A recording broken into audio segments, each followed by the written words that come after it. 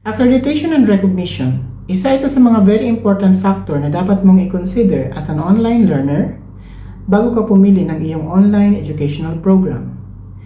Hi, this is Neil, welcoming you to the Chapter 1 discussion on the 18 factors to consider when choosing your online educational institution.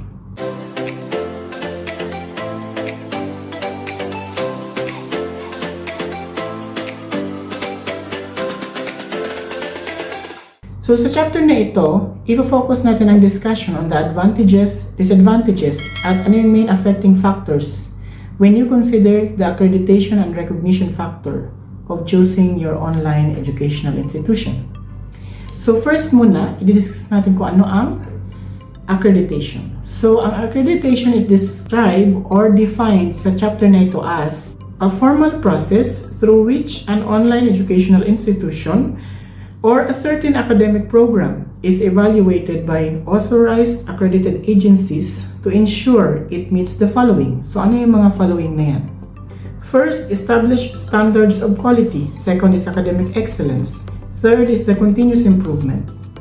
So ano itong mga authorized accredited agencies na ito? So start muna natin sa Philippines. Magbigay lang tayo ng some examples. Mainly sa Philippines, merong dalawang accrediting agency ng educational institution, which is first is the Commission on Higher Education or CHED. Siya nag-accredit ng mga undergraduate, graduate, and other specialized program na nasa tertiary level.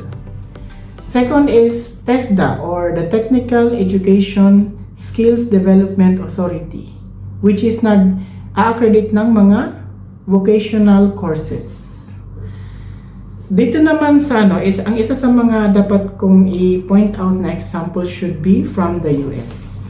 So sa US kasi merong dalawang klaseng accrediting agency na alam ko ito. Dahil nung nag-search ako ng aking mga selection for the courses to take masters in overseas, isa ito sa mga nakita ko. So ito yung pinaka-common sa US, AACSB. Ang AACSB meaning is Association to Advance Collegiate Schools of Business. That is for business courses. Specialized for business courses lang siya. So, yun yung minention na specific academic program. Second is, ito yung next for engineering naman ito, Accreditation Board for Engineering and Technology. So, iyan ay nag-accredit ng college and university programs relating to engineering and technology. So yan yung isa sa mga very common and very popular na accrediting body in overseas. Sa Oman is the Ministry of Higher Education, Scientific Research and Innovation. So sila yung responsible to accredit and supervise the higher educational institution dito sa region na ito or sa country na ito. Whereas yung aking master's degree, which is accredited by GMU Italy. So ito yan siya. Yan ay awarded noong 2025, June 2025 na-receive ko yan.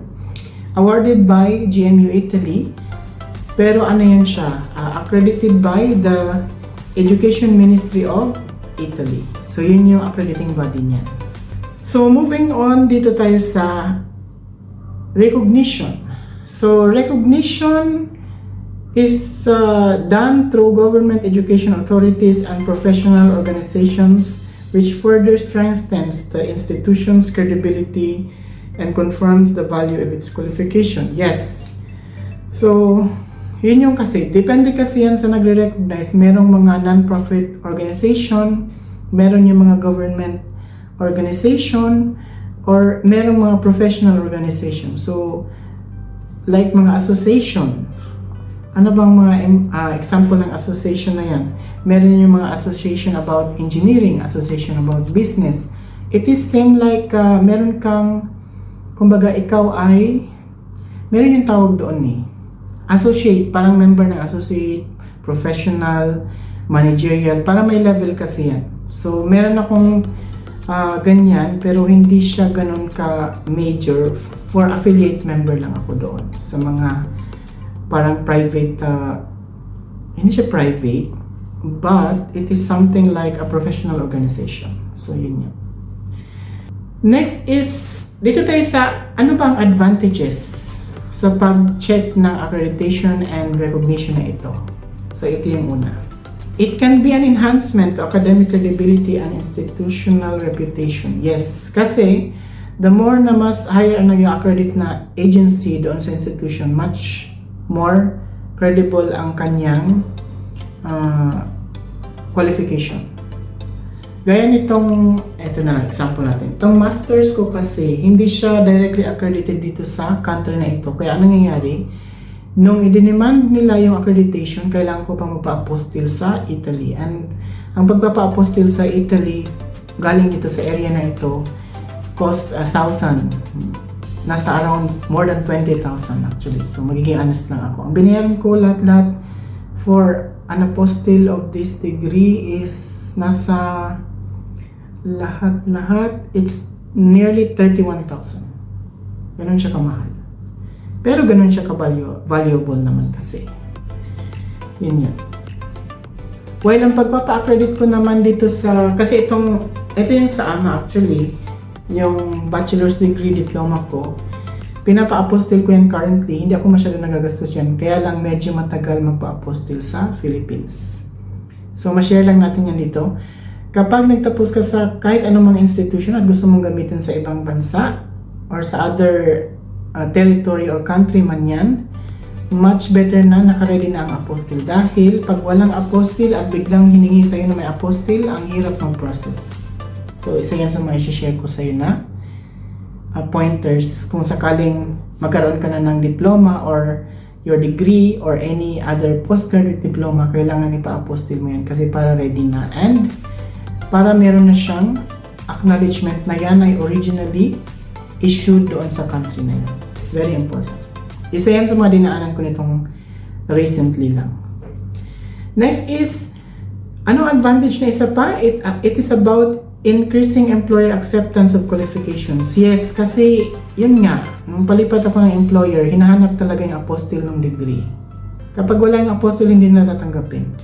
Kasi totoo naman yan, dahil marami daw degree ngayon na tawag dito, yung ini-issue na hindi naman accredited ang educational institution or hindi siya talaga recognized by the governing bodies. So marami kasi. Next is, it facilitates credit transfer between institutions. Yes, so like in the Philippines, kung ikaw ay nag-transfer ng one institution to another, kapag hindi yan accredited, hindi talaga matatransfer yung credit. Not unless hindi applicable sa institution na next na kung saan ka mag-enroll.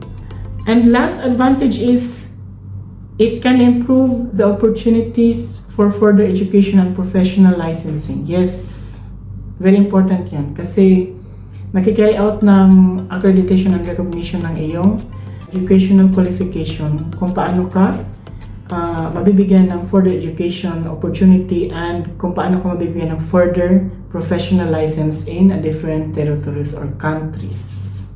So nakaka-affect yun. So ano naman ang disadvantages ng accreditation? So ito yung una. It may often have higher tuition fees. Yes, especially kapag accredited ang program ng isang institution, ng isang higher accrediting body, automatic mas mahal ang tuition fee. Next is, the admission requirements may be more competitive or rigorous. Yes, mas mahigpit talaga ang yung requirements nila kapag mas mataas ang accrediting body na nag-accredit sa program ng isang institution or nag-accredit ng isang institution. So dito actually sa region na ito, mataas ang tuition ng school dahil ang nag-accredit is their local accrediting body. So yun yun. And hindi lang yan, meron yung mga based in the US ang accrediting and based in the UK. So yan, mahal ang mga yan. Automatic yan kapag pumunta ka ng isang UK school or UK school accredited, mahal talaga. Mas mahal pa yung UK kaysa Italy actually. Sa pagkakaalam ko, nung habang naghanap ako ng educational institution sa Europe, ang pinakamamahal na mga school kung saan na-accredit sila is Germany, UK, and Swiss. Almost same ang cost ng mga yan. Next is Spain and Italy. Halos magkapareho din yan. Kasi pinagpilian ko kasi yung Spain and Italy. Both sa dalawang school na yun. Dahil yan ang pinaka lower ang cost in terms of European educational institution. So, yun doon ako namili. So, Italy ang pinili ko. Last disadvantage naman is some accreditations are only recognized within specific countries or professional fields. Yes, hindi lahat na accreditation are accredited everywhere. So, may limitations din yan. So, yun yung dapat mong tatandaan kapag ikaw ay kumuha ng education through online or any face-to-face man yan. Kasi hindi lahat ng accreditation ng institution is directly ma-accredit ka kung saan bansa ka pupunta. Yung iba kailangan mo pa ng pa-stamp, pa-apostille, pa-local accreditation. Marami ka pang dadaanan. So, ganun talaga siya. Pero kung hindi mo naman siya gagamitin on all the countries and specific lang naman, it's fine. It's okay. So, dito na tayo sa main affecting factors. So, ano ang main affecting factors when in terms of accreditation and recognition? So, ito yung una. The national education policies and regulations. Yes, na nagkakaiba nga per region and per country or per territory. Next naman is the standards set by accreditation agencies. Yes, kung saan bansa din yan, saang region, iba rin ang program nila, iba rin ang process, iba rin ang standard na yung na-implemented. Next is employer and industry recognition. So, ito ay nagkakaiba din based on the area or based on the country. Kasi meron mga employer, especially mostly doon sa mga multinational firms, meron silang specific educational institution or organization na kilala on a specific country or place. So, yun yan. Pwedeng hindi natin alam dito sa country na to, pero alam ng employer. Kasi nga, meron na silang mga experience on handling those previous na mga employee na galing sa specific country na yan. Another is the professional licensing requirements. Yes, dito kahit na may license ka galing Philippines, kailangan mo pa rin magpa-accredit sa kanilang board or specific regulatory board kapag kailangan ng isang license. So gaya lang ng ano yan, driver's license. Kapag may driver's license ka sa Philippines, hindi siya ina-apply dito. Yun yan. Kailangan mo ba magkaroon ng sariling local license sa country na ito. Kahit nga mag-drive, ang pagkakalam ko hindi na ina-allow yun eh. Mag-drive ka sa tourist, hindi. Next is international educational standards and agreements. So ang pwede natin i-cite sa part na ito is the Hague Apostille Convention. So saan itong Hague na ito? So ito ay organization na binuo noong October 5, 1961, which is composed of at least 120 countries. So ito yung mini-mention ko kanina na kailangan ko magpa-apostille kasi ang Italy and Oman are member of the Hague Apostille Convention. So kailangan kong i-apostille yung aking certificate para ma-validate dito. Ganon din, ang Philippines is a member din ng Hague Apostille Convention of 1961. So kailangan ko ipa-apostille yung aking diploma para ma-validate dito sa country na ito. So more than enough na yun na i-validate ng country basta may apostille yung iyong diploma kapag ginamit dito o kapag hiningi ng country na ito. So yun. Ini-ensure lang kasi na yung document na pinipresent mo sa kanila, yung diploma, degree, or whatsoever man yung binibigay mo sa kanila is a genuine and original document na in-issue talaga ng isang certain institution from your country or which country man ang galing yan. So, yun yung purpose mo.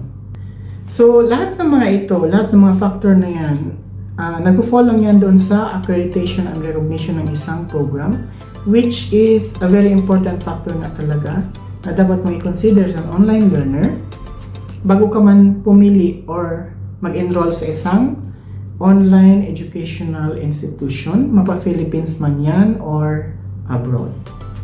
So, thank you for watching this vlog. Please don't forget to comment, like, and subscribe na rin sa aking channel para lagi kang updated sa aking mga next educational vlogs.